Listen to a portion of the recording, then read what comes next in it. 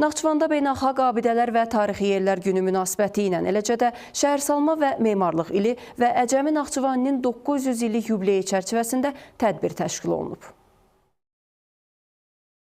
Şəhərsalma və memarlıq ili, eləcə də Əcəmi Naxçıvanının 900 illiyi çərçivəsində keçirilən tədbirdə çıxış edən Naxçıvan Muxtar Respublikası Mədəniyyət Nazirinin şöbə müdürü Pərvin Həsənov tarixi mədəni irsin qorunmasının əhəmiyyətindən danışıb. Naxçıvan şəhər İcra Hakimiyyəti başçısının müavini Gülxanım Orucova şəhərdə aparılan abadlıq quruculuq işləri, yeni salınan yaşayış massivləri və bərpa olunan tarixi abidələr haqqında məlumat verib. O vurğulayıb ki, son illər ərzində həyata keçirilən layihələr Naxçıvanın simasını daha da müasirləşdirməklə yanaşı, onun tarixi ruhunu da qoruyub saxlayır. Tədbirdə həmçinin Əcəmi Naxçıvanının memarlıq irsi, onun Şərq Memarlıq Məktəbinə verdiyi töhfələr və dünya miqyasında tanınan abidələrin əhəmiyyəti barədə geniş təqdimatlar edilib. Bildirilib ki, görkəmli memarın yaratdığı əsərlər bu gün də öz estetik dəyərini qoruyub saxlayır. Tədbir Uşaq Musiqi Məktəbinin kollektivinin ifasında səsləndirilən musiqi nömrələri ilə davam edib.